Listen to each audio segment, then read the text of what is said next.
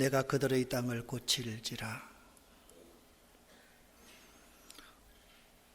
우한폐렴 코로나19로 온 나라가 몸살을 앓고 있습니다.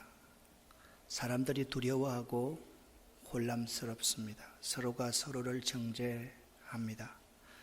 아마도 오늘 한국교회 강단에서 선포되는 말씀 중 대부분은 오늘 본문 말씀인 역대하 7장 14절 전후일 것입니다. 여러분과 제가 함께 역대하 7장 13절부터 16절까지를 합독하겠습니다. 혹 내가 하늘을 닫고 비를 내리지 아니하거나 혹 메뚜기들에게 토산을 먹게 하거나 혹 전염병이 내 백성 가운데에 유행하게 할 때 내 이름으로 일컫는 내 백성이 그들의 악한 길에서 떠나 스스로 낮추고 기도하여 내 얼굴을 찾으며 내가 하늘에서 듣고 그들의 죄를 사하고 그들의 땅을 고칠지라.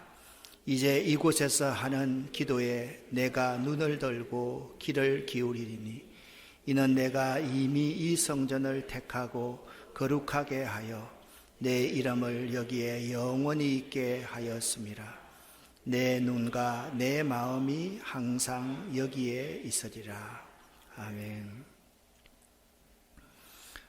오늘 본문의 정확한 해석과 해설, 적용을 통해서 오늘 본문 말씀의 진정한 의미가 무엇인지를 깨닫고 은혜 받으시기를 바랍니다. 설교를 하기 전에 힘내라 대구 경북, 힘내라 대한민국, 코로나 극복을 위해 혼신의 힘을 다하시는 대구 경북 주민들과 이 나라의 모든 고통받는 백성들 화이팅을 외치고 싶습니다. 이 본문을 잘 이해하기 위해서 사무엘서, 열왕기서, 역대기서 이 세 책을 구분할 줄 알아야만 합니다. 오늘 읽은 본문은 역대하 7장 13절부터 16절 아닙니까? 사무엘서와 열왕기서와 역대기서 이 큰 책의 흐름들을 구별할 줄 알아야만 합니다. 먼저 사무엘서와 열왕기서입니다. 사무엘서는 왕국의 형성에 대해서 말을 하고 있습니다. 그러니까 왕국을 형성하는 토대를 놓았던 사람 사무엘과 초대왕 사울과 다윗 왕 중심으로 사무엘서가 기록되어져 있습니다. 열왕기서는 어떤 책인가? 사울로부터 시작한 다윗, 솔로몬 이후에 나라가 두 갈래로 분열이 됩니다. 그래서 분열 왕국의 열왕들에 대해서 쭉 언급해 놓고 있는 것이 열왕기서입니다.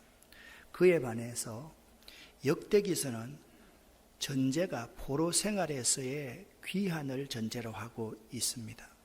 포로 생활에서 고난과 역경을 받고 있던 사람들, 그들이 고국으로 되돌아와서 신앙과 혈통의 순수성을 강조하고 있는 책이 역대기서입니다.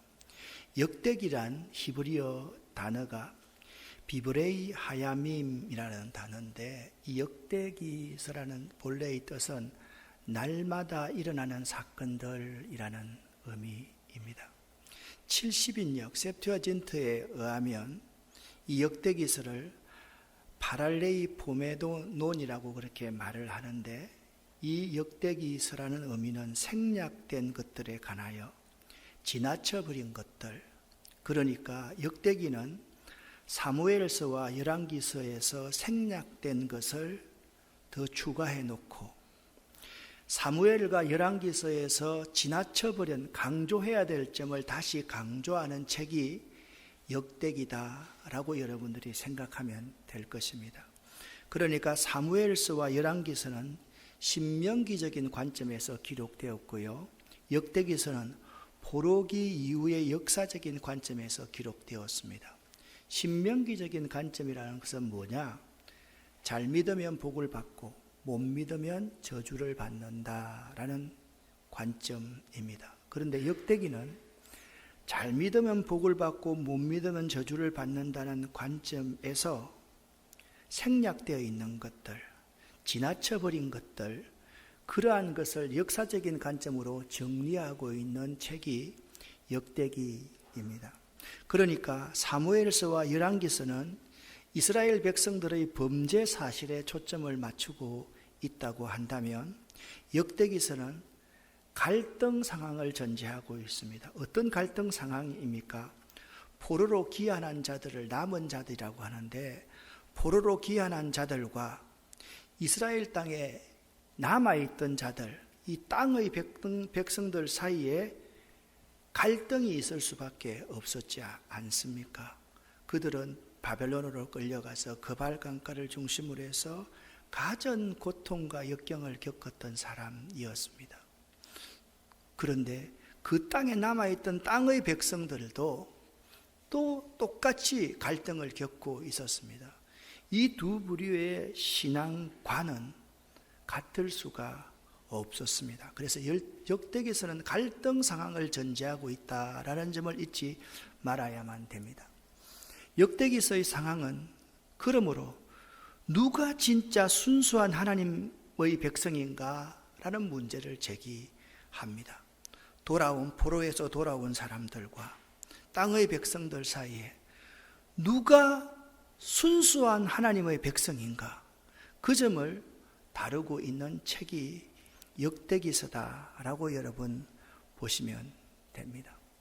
본문을 정확하게 볼 수 있어야 됩니다. 그러기 위해서 역대기의 상황을 다시 한번 여러분 머릿속에 새겨야만 됩니다. 역대기의 상황이 갈등 상황이다라고 말씀을 드렸습니다. 역대기서를 읽으면서 여러분이 먼저 이걸 전제해야 됩니다. 포로 생활을 통하여서 고난을 극복한 경험이 있는 사람인가 아닌가?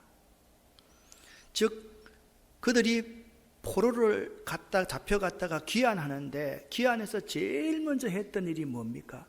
스룹바벨 성전을 짓는 것이었습니다. 이 스룹바벨의 제2성전 건축을 통한 과거 솔로몬 성전 4배를 개성하는 사람, 그러한 사람이 순수한 혈통이다라는 말입니다. 눈물의 빵을 먹어본 사람인가? 눈물의 빵을 먹으면서도 끝까지 성전 중심의 신앙생활을 하였는가 하지 않았는가, 그것을 역대기서를 통해서 볼 수 있어야 된다라는 것입니다.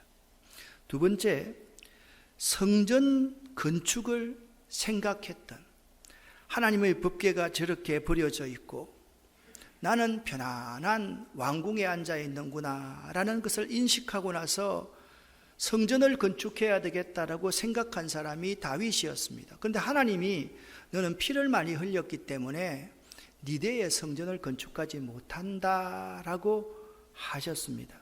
그래서 성전 건축을 생각한 다윗의 통치에 매우 관심을 하고 있는 책이 역대기입니다. 그래서 역대기는요, 중요한 특징이 있습니다. 이것을 잊어버리지 말아야 됩니다. 다윗의 명예를 손상시킨다고 생각되는 장면들은 모두 삭제해서 기록하고 있습니다. 사무엘서와 열왕기에서 다윗이 범죄한 사실, 다윗이 한탄한 사실들, 다윗이 잘못한 부분은 거의 역대기서는 다 빠져 있습니다. 가령 사울 왕의 죽음을 탄식하는 부분은 들어있지 않습니다. 사울 왕과의 분쟁 들어있지 않습니다. 사울 왕과의 분쟁에 대해서는 역대기서는 좋은 관계이다, 그렇게 언급하고 있습니다. 다윗 왕궁 내부의 암흑상, 특별히 다윗 인생에서 치명적인 약점이었던 밧세바를 범한 사건은 역대기서는 기록하고 있지 않습니다. 그리고 압살롬 사건도 삭제했습니다. 그러니까 그 대신 다윗의 종교의식의 규정은 다윗 시대에 훌륭히 지켜졌다. 성전 제도가 처음부터 다윗 시대에서부터 있었던 것처럼 묘사하고 있습니다. 결론적으로 역대기는 다윗을 메시아의 원형으로 부각시킵니다. 그러니까 오늘 역대하 7장은요, 솔로몬 성전의 낙성식에 대해서 기록하고 있는데, 역대하 7장의 내용은 이렇게 구성되어져 있습니다. 역대하 6장에서는 솔로몬이 성전 건축을 마친 후에 하나님께 기도드린 내용이 역대하 6장에 기록되어져 있습니다. 하나님의 성전 건축을 마쳤다라는 것을 어떻게 알 수 있느냐 하면 언약궤, 정극궤, 법궤를 최종적으로 성전에 안치함으로써 성전 건축이 역대하 6장에서 완성됩니다. 그런데 역대하 7장은 내용을 세 부분으로 나눌 수가 있는데요, 1절부터 3절까지 성전 건축을 완성하고서 하나님의 언약궤가 성전의 중심에 딱 지성소에 와 있을 때 솔로몬의 기도에 대한 응답으로 여호와의 영광이 이 성전에 임하는 장면이 7장 1절부터 3절까지에서 기록되어져 있습니다. 그리고 7장 4절부터 10절까지의 내용은 성전의 낙성식을 거행합니다. 낙성식 기간이 이래였는데 이 성전의 낙성식은 이리저리 이동되었던 성막 대신 고정된 건축물인 성전을 완공하게 된 것을 감사하는 행사였습니다. 그러니까 7장 11절부터 오늘 22절 오늘 본문의 내용은 성전 낙성식을 하고 있는 그 가운데 하나님의 응답이 내려왔다, 그것을 우리에게 말씀하고 있습니다. 여러분과 제가 11절 12절 말씀을 함께 읽어보겠습니다. 솔로몬이 여호와의 전과 왕궁 건축을 마치고 솔로몬의 심중에 여호와의 전과 자기의 궁궐에 그가 이루고자 한 것을 다 형통하게 이루니라. 밤에 여호와께서 솔로몬에게 나타나사 그에게 이르시되 아멘. 자, 역대하 6장 7장에서 솔로몬이 성전 건축을 완성했다라고 말했습니다. 그런데 솔로몬의 성전의 장소가 큰 의미가 있다라고 성경은 말씀하고 있습니다. 역대하 3장 1절 말씀을 여러분과 제가 함께 읽겠습니다. 솔로몬이 예루살렘 모리아산에 여호와의 전 건축하기를 시작하니 그곳은 전에 여호와께서 그의 아버지 다윗에게 나타나신 곳이요 여부스 사람 오르나나의 타작마당에 다윗이 정한 곳이라. 아멘. 1절 말씀을 잘 보십시오. 첫 번째 키워드가 모리아산입니다. 두 번째 키워드가 솔로몬의 아버지 다윗에게 나타나신 곳입니다. 세 번째 키워드는 여부스 사람 오르나나의 타작마당입니다. 이 세 장소가 매우 큰 의미가 있는 장소입니다. 모리아산이란 어떤 곳입니까? 아브라함이 그의 100세에 난 독자 이삭을 하나님께 드리려고 했던 바로 그 산, 그 장소가 지금 예루살렘 성전을 건축한 장소라는 것입니다. 두 번째, 다윗이 하나님의 전을 짓기로 결정한 그곳이 1절 중반절에 보면 그곳은 전에 여호와께서 그의 아버지 다윗에게 나타나신 곳, 그곳이 지금 예루살렘 성전이 건축된 곳이다 라고 말씀하고 있습니다. 그러니까 이 말씀의 의미는 뭐냐 하면 아브라함의 신실한 제사와 솔로몬 성전의 제사와 깊은 관계가 있음을 말해주고 있는 것입니다. 자, 아브라함이 독자 이삭을 100세에 하나님 앞에 번제로 드리려고 했습니다. 솔로몬이 왕이 되어서 제일 먼저 하였던 일이 무엇입니까? 1천 번제를 드리기 시작했습니다. 이것이 다른 것이 아닙니다. 솔로몬 성전 역시 영과 진리로 살아계신 하나님께 예배드리는 곳이라는 사실을 강조하기 위해서 아브라함의 번제 사건이 있는 모리아산과 다윗이 성전을 지으려고 했던 그곳을 서로 아이덴티파이, 동일화시키고 있다라는 것입니다. 세 번째 키워드입니다. 오르나나의 타작마당입니다. 이것은 다윗이 백성을 계수한, 백성을 계수한다는 것이 무엇입니까? 싸움에 나갈 만한 군사가 몇 명이나 될까? 그러니까 하나님을 의지하지 않고 내 힘을 의지해서 이 나라를 다스려 가겠다라는 말입니다. 다윗이 백성을 계수한 죄 때문에 3일 동안 온 나라에 온역이 왔습니다. 질병이 왔습니다. 사람들이 다 죽어져 자빠지는 거예요. 그 심판을 받을 때 하나님께서 심판의 진노를 멈추고 거두신 장소가 어디냐? 오르난의 타작마당이었습니다. 다윗은 이 오르난의 타작마당을 성경의 다른 용어로 아라우나의 타작마당이다, 그렇게 말을 합니다. 아라우나, 오르난의 타작마당, 똑같은 단어입니다. 그래서 우리 교회 장로님께서 사업을 하실 때 그 이름을 아라조경이라고 했고, 조경회사를 하나 더 만들 때 우나조경이다, 그렇게 이름을 지었습니다. 왜 그렇습니까? 이 기업을 통해서 하나님의 성전을 세워갈 수 있는 기업이 되었으면 좋겠습니다. 그래서 아라우나, 오르난의 타작마당이라는 의미의 이름을 지었던 것입니다. 다윗은 이곳을 오르난으로부터 금 600세겔을 주고 사들였는데, 이제 바로 이곳에 솔로몬의 성전이 건축되게 된 것입니다. 이 오르난의 타작마당을 600세겔의 금을 주고 샀다라는 것은 성서학적으로 아주 큰 의미가 있습니다. 어떤 의미입니까? 우리가 범죄해서 다 죽을 수밖에 없는 죄인이었는데 하나님께서 독생자 예수를 그 모리아 갈보리 언덕에 제물을 삼으셔서 그 예수의 핏값으로 말미암아 우리의 모든 죄를 중지시키고 멈추게 하신 곳이 갈보리 십자가다라는 의미를 여기가 가지고 있는 것이죠. 여러분과 제가 역대하 7장 11절 말씀을 한번 읽어 보겠습니다. 솔로몬이 여호와의 전과 왕궁 건축을 마치고 솔로몬의 심중에 여호와의 전과 자기의 궁궐에 그가 이루고자 한 것을 다 형통하게 이루니라. 아멘. 솔로몬이 자기 심중에 있던 이루고자 한 소원을 다 형통하게 이루었다, 그렇게 7장 11절에서는 말씀하고 있습니다.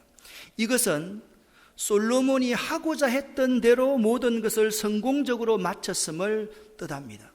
그러나 실제 성경을 읽어보면 성전 건축은 솔로몬이 계획한 것이 아니라 부친 다윗이 주신 설계도에 따라 지어진 것이지 솔로몬 자신의 의도대로 지어진 것은 아니었습니다.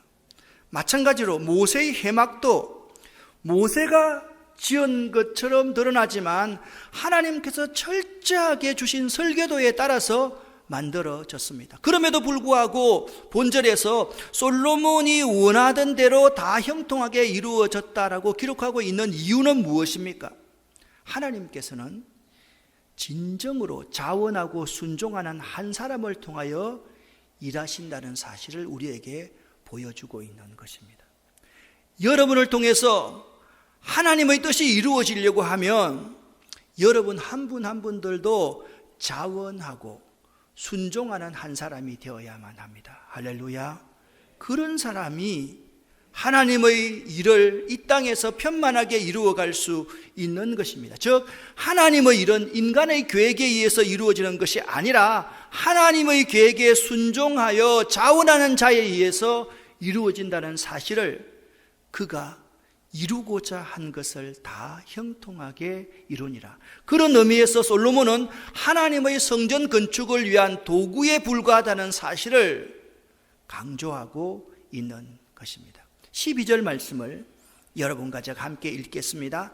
밤에 여호와께서 솔로몬에게 나타나사 그에게 이르시되 내가 이미 내 기도를 듣고 이곳을 택하여 내게 제사하는 성전을 삼았으니 아멘. 그날 밤에 여호와께서 솔로몬에게 나타나서 솔로몬에게 말씀하셨습니다. 세 가지의 말씀을 하셨습니다. 첫 번째, 내가 이미 네 기도를 들었다. 두 번째, 내가 이것을 택하였다. 읽었던 3장 1절 말씀에 의하면 이 택한 이곳이 어떤 곳이었습니까? 아브라함의 절대 순종의 장소였습니다. 다윗과 하나님이 약속한 그 언약의 장소였습니다. 다윗이 교만하고 죄를 지었을 때 용서해 주시던 그 용서의 장소, 그곳을 택하였다라고 말씀하신 것입니다. 그 밤의 말입니다. 그리고 그 성전은 12절 하반절 말씀을 보십시오. 내가 이미 내 기도를 듣고 이곳을 택하여 내게 제사하는 성전을 삼았으니. 신약에 예수님께서 예루살렘 성전에 입성하실 때 예루살렘 성전이 황폐해져 있었습니다. 장사치들이 판을 치고 있었습니다. 이때 예수님께서는 노끈으로 채찍을 만들어서 상을 뒤집어 엎으면서 말합니다. 누가 하나님의 성전을 강도의 소굴로 만드느냐? 내 집은 만민이 기도하는 곳이라. 그러니까 그 성전은 내게 제사하는 곳이라는 것입니다. 하나님이 그 밤에 나타나서 솔로몬에게 말씀하신 말씀이 세 가지입니다. 내가 이미 내 기도를 들었다. 내가 이곳을 택하였다. 그 성전은 내게 제사하는 곳이다. 하나님이 하나님의 지도자에게 현현 나타나심과 말씀하심은 딱 한 가지로 요약할 수가 있습니다. 내게 제사하는 성전이 되어라. 그것이 하나님이 우리에게 말씀하는 곳입니다. 성전이 무엇입니까? 이곳은 예배당입니다. 예배당이 성전이라고 말할 수가 없습니다. 그리스도의 몸이 성전이고 우리 한 사람 한 사람이 성전입니다. 하나님이 우리에게 말씀하시는 것은 여러분 한 사람 한 사람이 내게 예배하는 삶을 살아라, 그렇게 말씀하고 있는 것입니다. 하나님은 자신에게 예배드리는 성전을 원하십니다. 여러분과 저에게 진심으로 예배드리는 성전을 원하십니다. 우한 코로나가 왔다고 해서 예배를 안 드리는 것이 아니라 여기서 예배드리든지 가정에서 인터넷으로 예배를 드리든지 반드시 어느 곳에서든지 예배드리는 사람을 하나님께서 원하신다라는 것입니다. 여러분과 제가 요한복음 4장 20절 21절 말씀을 읽어보겠습니다. 우리의 조상들은 이 산에서 예배하였으나 유대인들은 예배할 수 있는 유일한 장소는 예루살렘에 있다고 주장합니다 라고 말했습니다. 예수님께서 이렇게 말씀하셨습니다. 여인이여 나를 믿으시오. 이 산에서도 아니고 예루살렘에서도 아닌 당신네들이 아버지께 예배할 때가 올 것이요. 아멘. 그 여인은 유일한 장소 예루살렘에만 있다고 주장했습니다. 그런데 예수님께서는 이 산도 아니고 예루살렘도 아닌 당신네들이 진심으로 영과 진리로 예배 드릴 때가 있을 것이다 라고 말씀하셨다라는 것입니다. 오늘 우리 예배 드리는 이 현상을 보면서 이런 여러 가지를 한번 질문하고 정리해 보아야만 합니다. 주일 공예배를 가정에서 인터넷으로 드려도 되느냐의 문제입니다. 답을 말씀하면 됩니다. 주일 공예배를 가정예배로 대체하는 것이 결코 아닙니다. 이렇게 말하면 틀렸습니다. 주일 공예배를 가정예배로 대체합니다 라고 말하면 틀렸습니다. 주일 공예배는 가정예배로 대체할 수 있는 것은 아닙니다. 이 자리에서 예배드릴 분이나 가정에서 예배드리는 분이나 우리 교회처럼 주일 예배를 드리는 교회나 예배를 드리지 않는 교회는 우리 모든 그리스도인들은 공익을 위해서 판단해서 결정하는 것이 옳은 것입니다. 공적 이익에 위배되면 드리지 않을 수도 있고 공적 예배에 유익이 될 수 있다고 아직까지 판단하면 예배 드릴 수도 있습니다. 그런데 중요한 것이 있습니다.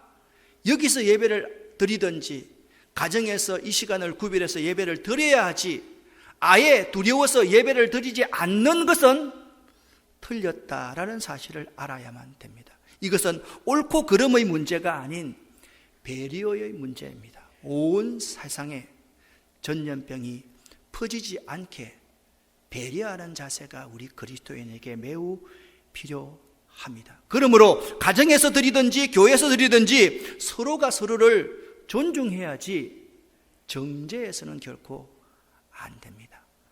아마 신천지는 결코 없어지지 아니할 것입니다. 이만희가 죽어도 신천지는 계속해서 명맥을 유지할 것입니다. 어떻게 보면 세상의 모든 세력들이 이런 기회를 통해서 우리 교회들이 서로 분열되는 것을 노리고 있는지 모릅니다. 예배를 드리는 교회는 돈 때문에 예배를 드리고, 예배를 안 드리는 교회는 사회의 공익을 생각하는 것이다라고 생각하면서 서로가 싸우도록 유도하는지도 모릅니다. 단 우리가 기억해야 될 것이 한 가지 있습니다. 공예배가 조속히 예배당에서 드려지도록 함께 기도하는 것이 매우 필요합니다. 여러분과 제가 13절 말씀을 읽겠습니다. 혹 내가 하늘을 닫고 비를 내리지 아니하거나, 혹 메뚜기들에게 토산을 먹게 하거나, 혹 전염병이 내 백성 가운데 유행하게 할 때에. 아멘. 오늘 실장 13절 말씀을 그냥 전체를 해석하지 않고 혹 전염병이, 코로나가 내 백성 가운데 유행하게 할 때 아무것도 필요 없이 회개하고 기도하면 된다, 이렇게 설교해서는 안 됩니다. 여기에 세 가지의 중요한 사실들이 있습니다. 세 가지 재앙입니다. 첫 번째, 경제를 핍절하게 하고 가뭄입니다. 경제적인 핍절입니다. 두 번째, 메뚜기 떼들이 토산을 먹는 것입니다. 자연의 재앙입니다. 세 번째, 혹 전염병이 이 백성 가운데 유행하게 할 때에 육체와 정신을 고통 속에 몰아넣는 연병, 그 고통, 이 세 가지의 재앙은 인간 생활의 모든 분야에 영향을 미치는 포괄적인 것들을 다 의미합니다. 그런데 하나님은 이 모든 재앙이 있을 때에 14절 말씀에 의하면 모두가 적시로 회개하고 기도할 때임을 깨달아야 한다고 말씀하고 있는 것입니다. 경제적인 문제, 자연의 재앙, 육체와 정신을 고통 속에 몰아넣는 여러 가지 재앙들이 있을 때 우리 모두가 적시로 회개하고 기도할 때임을 깨닫지 아니하면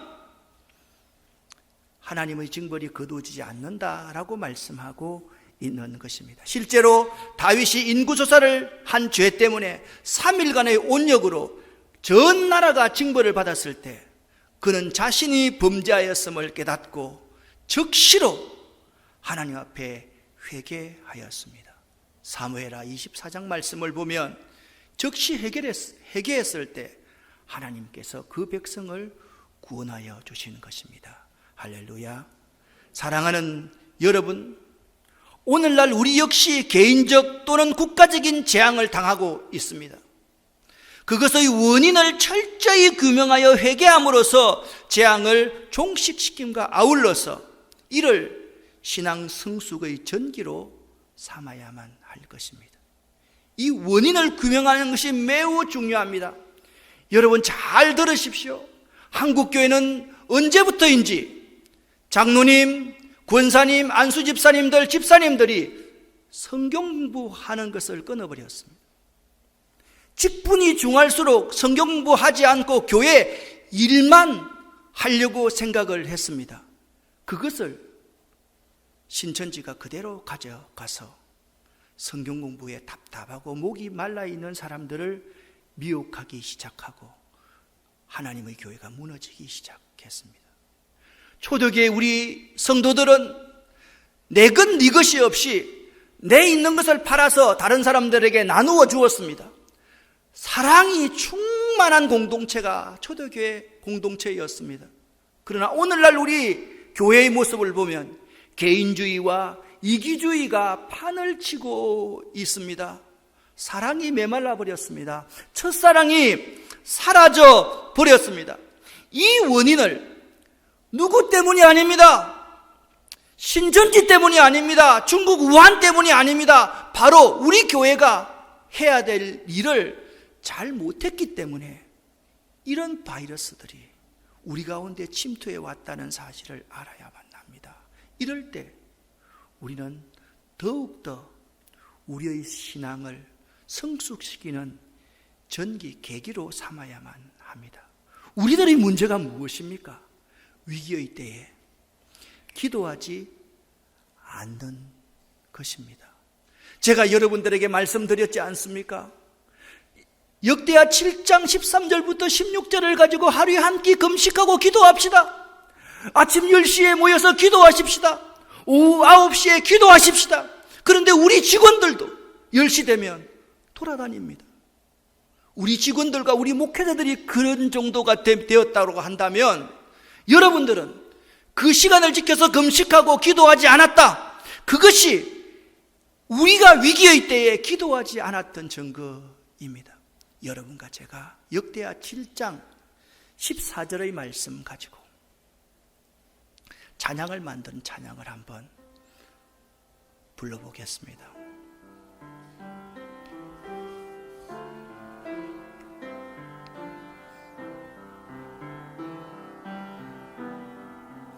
내 이름으로 일컫는 내 백성이 겸비하여 기도하여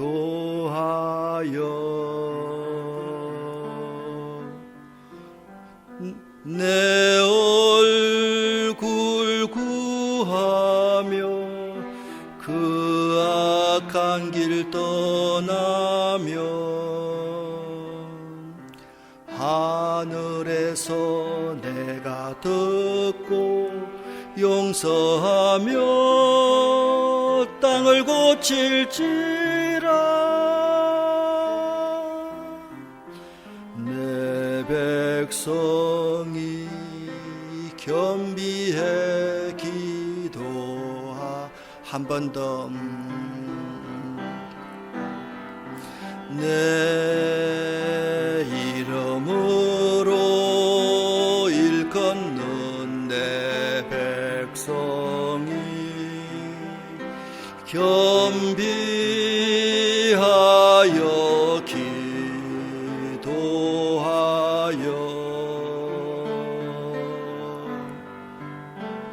내 얼굴 구하며 그 악한 길 떠나며 하늘에서 내가 듣고 용서하며 땅을 고칠지라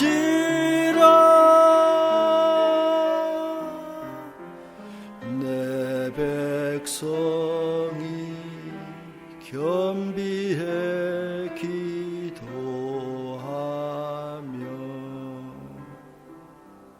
아멘. 여러분과 제가 역대하 7장 14절 말씀을 세 번역으로 함께 읽어보겠습니다.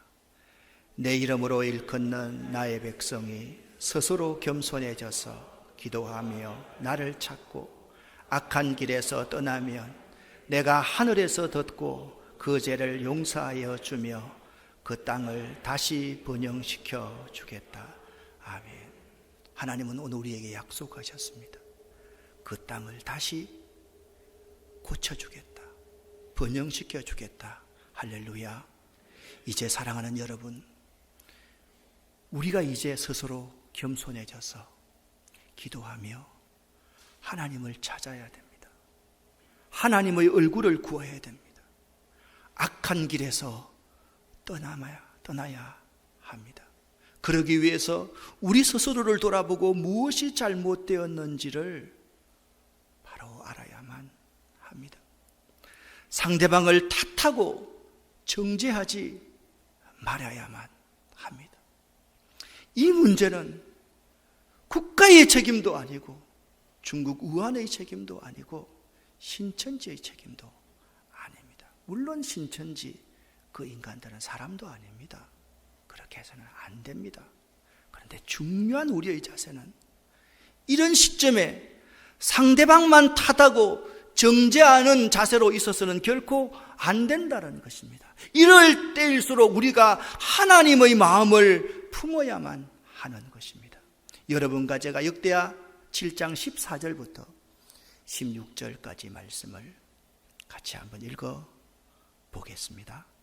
내 이름으로 일컫는 내 백성이 그들의 악한 길에서 떠나 스스로 낮추고 기도하여 내 얼굴을 찾으면 내가 하늘에서 듣고 그들의 죄를 사하고 그들의 땅을 고칠지라. 이제 이곳에서 하는 기도에 내가 눈을 들고 귀를 기울이리니 이는 내가 이미 이 성전을 택하고 거룩하게 하여 내 이름을 여기에 영원히 있게 하였음이라. 내 눈과 내 마음이 항상 여기에 있으리라. 아멘. 하나님은 우리에게 말씀하십니다. 이제 이곳에서 여러분 한 사람 한 사람이 성전입니다. 우한 코로나가 두려워서 지금 이 시간 텔레비전을 켜놓고 예배를 안 드린다든지 예배를 포기한다든지 그렇게 해서는 안 됩니다. 여기에 있든지 가정에서 인터넷 예배를 드리든지 우리가 드리는 이 기도에 하나님이 눈을 들고 귀를 기울여 주시겠다 말씀하고 계십니다. 16절 말씀을 보십시오. 이는 내가 이미 이 성전인 여러분들을 택하고 여러분들을 거룩하게 하여 하나님의 이름을 여러분 가운데 영원히 있게 하려는 것이 하나님의 계획입니다. 할렐루야. 하나님의 눈과 마음이 항상 여러분 가운데 있습니다. 우리가 하나님 앞에 예배하는 자의 삶을 살아가야 된다. 그렇게 말씀하고 있는 것입니다. 내 백성이 겸비해서 스스로 낮추어서 기도하며 여기 후렴 부분을 한번 불러보겠습니다. 땅을 고칠지라 내 백성이 겸비해 기도하며. 아멘. 우리가 스스로 겸비해서 기도하면 하나님께서 이 땅을 고쳐주시겠다, 온전하게 회복시켜 주시겠다라고 약속하셨습니다. 믿으십니까? 다음 주도 여러분 이 예배당에 안 오셔도 됩니다. 여러분 가정에서 우리가 드리는 그 예배를 드려도 됩니다. 그러나 중요한 것은 위중할 때, 두려움이 있을 때 예배를 드리지 않는 것이 가장 큰 문제라는 사실을 알아야만 합니다. 사랑하는 여러분, 오늘 말씀을 자세하게 한 번 더 보십시오. 역대기는 어떤 상황을 전제하고 있다라고 말씀을 드렸습니까? 갈등 상황을 전제하고 있다. 우리는 지금 이념의 갈등 속에서 헤매고 있습니다. 진보와 보수의 갈등 속에서 헤매이고 있습니다. 동과 서의 갈등 속에 있습니다. 이럴 때 우리가 정말 보여줘야 될 것이 무엇입니까? 누가 진짜 그리스도인인가? 누가 진짜 순수한 하나님의 백성이냐? 이것을 보여줘야 될 때가 지금이다. 이 사실을 여러분과 제가 잊어서는 결코 안 됩니다. 그것이 무엇입니까? 누가 진짜 하나님의 백성입니까? 나 한 사람이 내가 하나님의 성전임을 알아야만 됩니다. 내가 예배드리는 그곳이 아브라함이 100세에 난 이삭을 하나님께 아낌없이 드리기로 헌신했던 그 예배당이 되어야만 합니다. 다윗이 하나님의 짓기로 전을 짓기로 결정하여 언약한 곳, 살아계신 하나님께 영과 진리로 예배드리는 그곳이 되어야만 합니다. 여러분과 저의 삶이 오르나의 타작마당이 되어야만 합니다. 갈보리 언덕 십자가에 달리신 대속의 예수 그리스도의 십자가, 그 예수 그리스도의 정신이 우리 속에 생생하게 살아 움직여야만 하는 것입니다. 사랑하는 여러분, 우리가 스스로 낮아져서 하나님께 기도하는 이 기회가 될 수 있기를 예수 이름으로 간절히 축원합니다. 하나님께서는 오늘 이렇게 말씀합니다. 같이 한번 읽어봅시다. 내가 고칠지라. 아멘. 어떻게 하면요? 여러분과 제가 스스로 낮추어서 하나님께 기도하면 하나님이 우리 땅을 고쳐주시겠다 약속하셨습니다. 기도하겠습니다. 하나님 아버지, 이 민족을 불쌍히 여겨 주시옵소서. 이 민족을 고쳐주실 분은 하나님 한 분밖에 없음을 고백합니다. 하나님, 그 하나님 앞에서 내 이름을 경외하는 우리 한 사람 한 사람들이 스스로 뉘우쳐서 겸손하게 무릎 꿇고 가슴을 치면서 통곡하고 기도할 수 있도록 도와주시옵소서. 지금 이 시간도 염려하고 걱정하면서 남만 탓하면서 누구 때문이라고 하면서 주저앉아 있는 분들 너무나도 많이 있습니다. 이 민족에게 진정 진실하고 순수한 그리스도인이 어떤 사람인가를 보일 수 있는 오르나의 타작마당 모리아산이 우리의 삶이 될 수 있도록 도와주시옵소서. 예수 그리스도 이름으로 축복하고 간절히 기도 올립니다. 아멘.